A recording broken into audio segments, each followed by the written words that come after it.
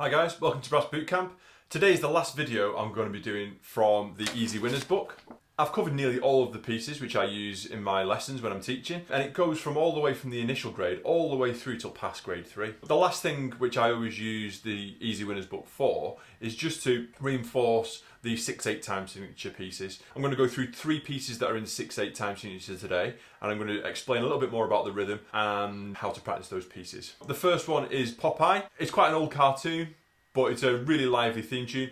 Popeye is a sailor, and generally Irish jigs, or like a jig that sailors would sing on a long ship, are in 6/8 time signature. Generally all the pieces in 6/8 are nice, happy, jolly pieces.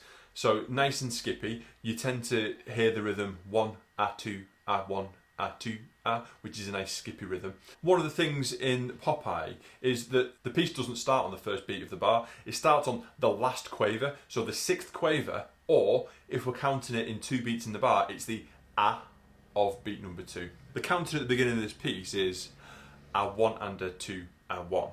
So instead of going 1 on the first beat, A1 and A2, A1. I'll play the piece.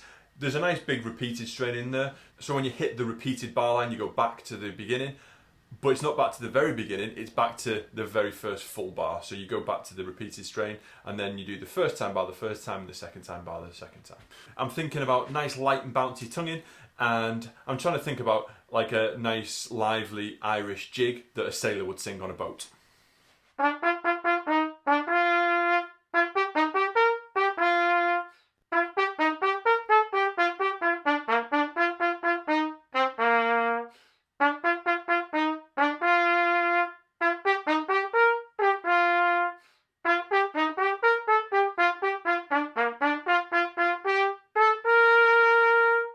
So nice lively tonguing, nice and bouncy, making sure that all the phrases start on that A of beat number 2, A1 and A2. Nice and lively. So the next piece is McNamara's Band, and very similarly to Popeye, this one doesn't start on the first beat of the bar either. Again, this one starts on the A of beat number 2, so we've got A1, A2, A1, A2. Couple of things in this piece. There's some bigger intervals. If you have a look on the last line, you've got those low C's to high B flats, so make sure taut to a T position.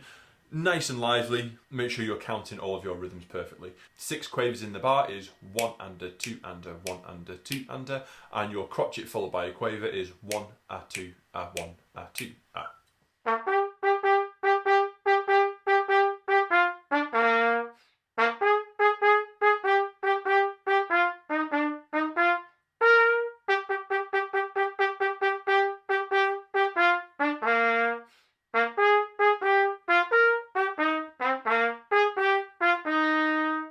So one of the things in that piece that you might find quite tricky is there's lots of repeated notes.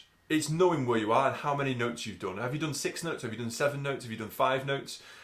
If you're counting your rhythm, 1, A2, A1, A2, A, and you're counting every single note with the right counting, with the right number of beats of the bar, then instead of having to look, if you look at the very beginning, for example, you've got a bar and a half of the note A.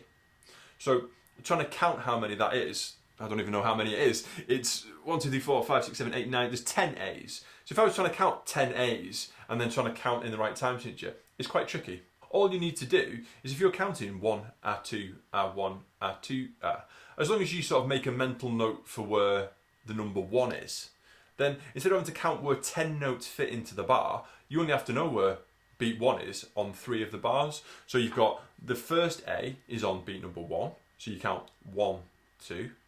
And then the second bar, 1, 2, and then the third bar is another 1, isn't it? So it just makes it easier for your eyes to sort of track where you are in the music. When you've got lots of repeated notes, I don't think necessarily how many notes I've played.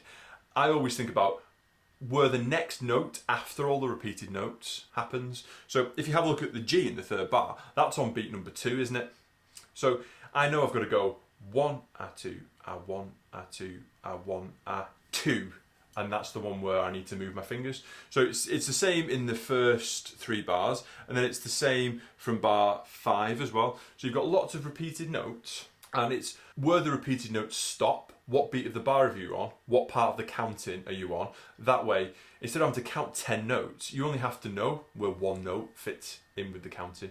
Okay, our last piece is the most difficult one, and it introduces some new rhythms. It's the Miller of D. The theme is, again, this one doesn't start on the first beat of the bar either. It's still in 6/8, so you've got the A1, A2, A1, A2. So it's nice and light and bouncy. There's some flats in the key signature, B flat and E flat, always in that order, B and then E.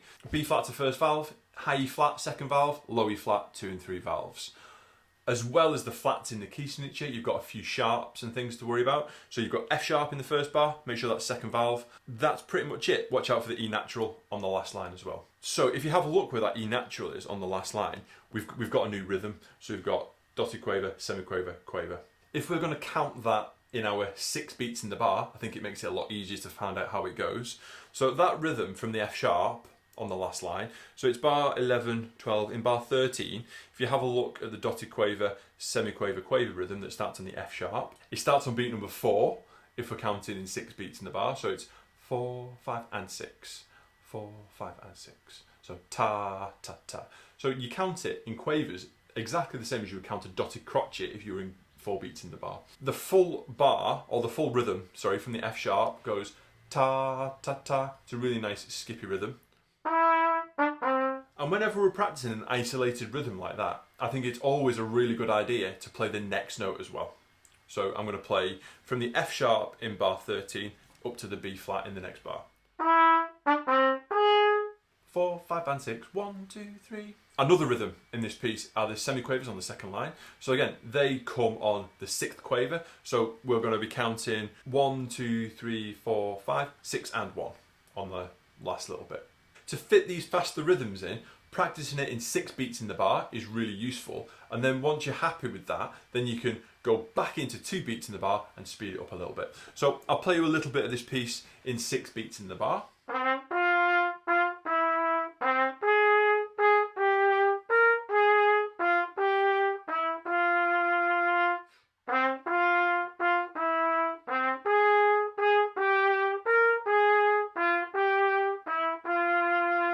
So at that point we've got those semiquavers, so I'm going to carry on from those semiquavers this time. So it starts on beat number 6, so I need to breathe on beat number 5, so I need to count myself in 4, breathe on 5 and play on 6. So it's going to go 1, 2, 3, 4, da da da.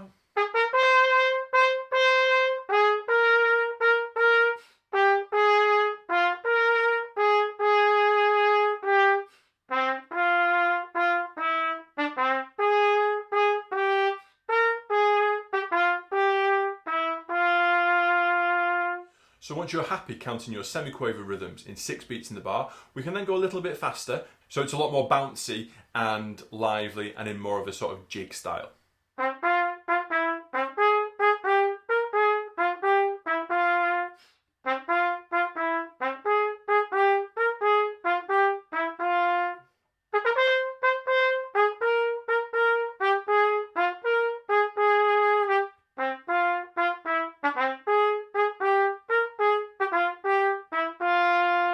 So it's in a minor key, so it's less jolly than the other ones, but you're still going to play in that sort of, it's relatively lively style, so nice airflow, relatively light and bouncy tonguing. So it's not as light and bouncy as some of the other pieces, but it's not like flat and lifeless. So you hope you've found some top tips on your 6/8 time signatures in this piece, so whether it's counting it in 2 beats in the bar or counting it in 6 beats in the bar, and knowing the value of knowing which beat of the bar you're on when you're playing. Hopefully it's helped you practice these pieces. So I hope you've enjoyed the video, and I'll see you soon.